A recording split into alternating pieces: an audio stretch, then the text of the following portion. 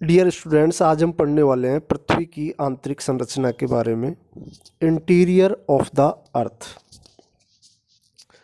देखिए, भूगर्भ शास्त्रियों ने कोला प्रायद्वीप में 12 किलोमीटर की गहराई तक अध्ययन किया, मतलब उसकी खुदाई करके उन्होंने ज्ञात करने का प्रयास किया, परंतु प्रत्यक्ष रूप से पृथ्वी की आंतरिक संरचना का पता लगाना जो है काफ़ी कठिन है। इसलिए अप्रत्यक्ष रूप से पृथ्वी की आंतरिक संरचना का पता लगाने की कोशिश की गई है। इसके विभिन्न तरीके हैं। पहला है घनत्व के आधार पर, दूसरा है दबाव के आधार पर, तीसरा है तापक्रम के आधार पर, चौथा है भूकंप विज्ञान से प्राप्त प्रमाणों के आधार पर। तो घनत्व की बात करें तो पृथ्वी का औसत घनत्व जो है 5.5 ग्राम सेंटीमीटर क्यूब पर सेंटीमीटर क्यूब होता है, लेकिन भूपटल का जो घनत्व है 2.7 ग्राम प्रति सेंटीमीटर क्यूब है।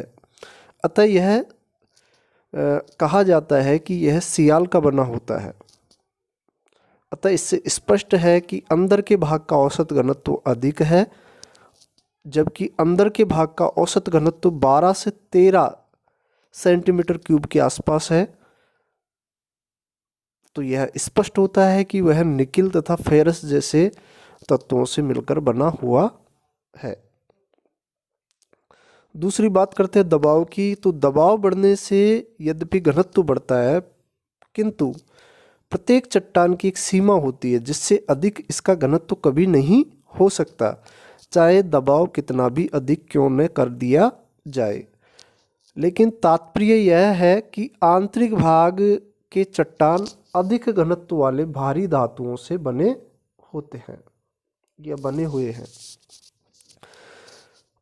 नेक्स्ट जो बात करते हैं तापक्रम की, तो पृथ्वी के अंदर प्रति 32 मीटर की गहराई पर 1 डिग्री सेल्सियस तापमान बढ़ता है।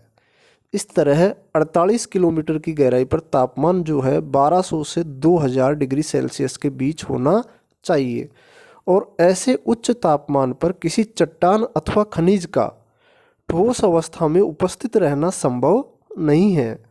पृथ्वी के केंद्रीय भाग का तापमान लगभग 4000 डिग्री सेल्सियस होना चाहिए।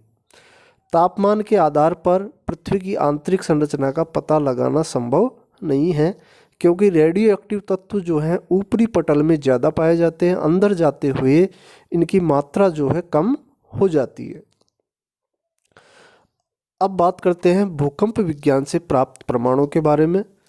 तो देखिए, पृथ्वी की आंतरिक भाग की सही जानकारी के लिए एकमात्र जो विश्वसनीय स्रोत है वो भूकंप विज्ञान है। जब भी भूकंप आता है तो विभिन्न प्रकार की तरंगें उत्पन्न होती है, जिन्हें सिस्मोग्राफ पर रिकॉर्ड किया जाता है, और उनसे पृथ्वी की आंतरिक संरचना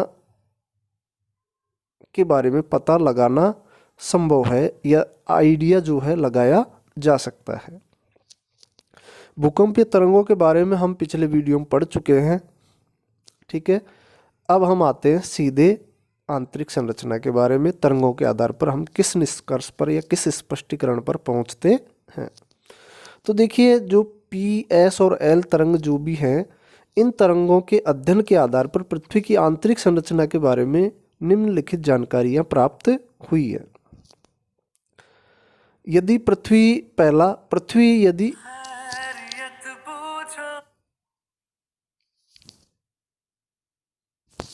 पृथ्वी एक समान पदार्थों से बनी होती तो भूकंपीय तरंगों को सीधे सीधे गमन करते हुए क्राउड में पहुंचना चाहिए, किंतु ऐसा नहीं होता। इससे स्पष्ट है कि पृथ्वी समान पदार्थों से नहीं बनी है। पी तरंगे 143 डिग्री के दोनों ओर के कोणों के मध्य ही उत्पन्न होती हैं, जबकि एस तरंगे जो हैं 103 डिग्री के बाद प्रवेश नहीं करती। अतः स्पष्ट होता है कि कोर का बाहरी भाग तरल अवस्था में है, क्योंकि ये द्रव में प्रवेश नहीं करती हैं। 104 से 144 डिग्री के बीच का जो क्षेत्र है पी तरंग का छाया क्षेत्र या भूकंपीय छाया क्षेत्र कहलाता है, क्योंकि यहाँ एस व पी दोनों ही तरंगे अनुपस्थित होती हैं। भूकंपीय विज्ञान के विशेषज्ञों के अनुसार पृथ्वी की संरचना 3 सकेंद्रीय चट्टानी स्तरों से बनी हुई है। पहला जो है भूपटल, या क्रस्ट, दूसरा मेंटल, तीसरा क्रोड या कोर इसको कहा जाता है। तो भूपटल या क्रस्ट की बात करें तो यह पृथ्वी की सबसे ऊपरी परत है। इसकी औसत मोटाई जो है 30 किलोमीटर है। महाद्वीपीय भागों में इसकी मोटाई लगभग 40 किलोमीटर होती है। यह भाग ग्रेनाइट चट्टानों से बना होता है। इस परत में सिलिका व एल्यूमिनियम की प्रधानता होती है, जिसको सियाल भी कहा जाता है। इसका औसत घनत्व 2.7 है। महासागरीय भागों में इसकी मोटाई जो है मात्र 5 से 10 किलोमीटर होती है। यह भाग बेसाल्ट चट्टानों से बना होता है। इस परत में सिलिका व मैग्नीशियम की प्रधानता होती है, अतः यह सीमा कहलाता है। इसका औसत घनत्व जो है 3 के आसपास होता है। अब बात करते हैं मेंटल की। भूपटल एवं मेंटल के संपर्क क्षेत्र में पी तरंगों का वेग जो है 69 किलोमीटर पर सेकंड से बढ़कर 6.9 किलोमीटर पर सेकंड से बढ़कर 7.9 से 8.1 किलोमीटर पर सेकंड हो जाता है। इस असंबंधता को, डिसकंटिन्यूटी को मोहोरोविक असंबंधता कहते हैं। यह सामान्यतः 30 से 35 किलोमीटर की गहराई पर स्थित है, जो कि चट्टानों के घनत्व में परिवर्तन को दर्शाती है। मोहो असंबंधता से 2900 किलोमीटर तक मेंटल का विस्तार है। पृथ्वी के समस्त आयतन का 83% एवं द्रव्यमान का लगभग 68% भाग मेंटल में व्याप्त है। यह अधिक घनत्व वाले दृढ़ चट्टानों से बना है। इसमें मैग्नीशियम व फेरस जैसे भारी खनिजों की प्रधानता होती है। भूकंपीय तरंगों की गति के आधार पर इसे पुनः 3 भागों में बांटा गया है। पहला, मोहो असंबंधता से 200 किलोमीटर की गहराई तक। दूसरा, जैसे ऊपरी मेंटल, मध्य मेंटल व निचला मेंटल इनको कहा जाता है, 200 से 700 किलोमीटर की गहराई तक जो है मध्य मेंटल का भाग है। 700 से 3900 किलोमीटर की गहराई का भाग जो है निचला मेंटल है। अब देखिए, भूपटल में मेंटल का सबसे ऊपरी भाग दोनों मिलकर स्थल मंडल या लिथोस्फीयर का निर्माण करते हैं। यह मुख्यतः बलोचदार चट्टानों से निर्मित है। इसका विस्तार 100 किलोमीटर की गहराई तक है। 100 से 200 किलोमीटर की गहराई पर भूकंपीय तरंगों की जो गति है मंद पड़ जाती है। इस भाग को निम्न गति मंडल या प्लास्टिक दुर्बल मंडल कहा जाता है। यह प्लास्टिक व अपेक्षाकृत पिघली हुई अवस्था में है।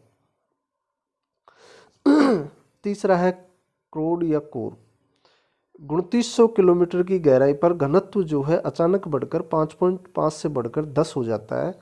फलस्वरूप पी तरंगों का वेग बढ़कर 13.6 किलोमीटर पर सेकंड हो जाता है। इस प्रकार मेंटल व कोर के बीच की असंबंधता को गुटेनबर्ग-विचर्ट असंबंधता कहते हैं। यह पृथ्वी की सबसे आंतरिक परत है। इसे बैरोस्फीयर भी कहा जाता है। यह मुख्यतः निकिल व फेरस द्वारा निर्मित है, अतः इसे निफे भी कहा जाता है। 2900 से 5150 किलोमीटर की गहराई का भाग जो है तरल अवस्था में है। यहाँ ऐस तरंगें नहीं पहुँचती।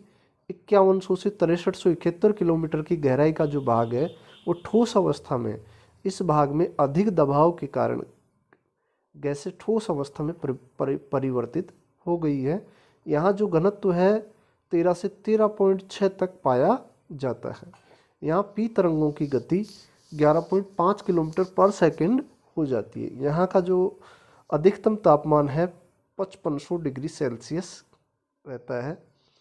और यद्यपि अत्यधिक तापमान के कारण क्रोड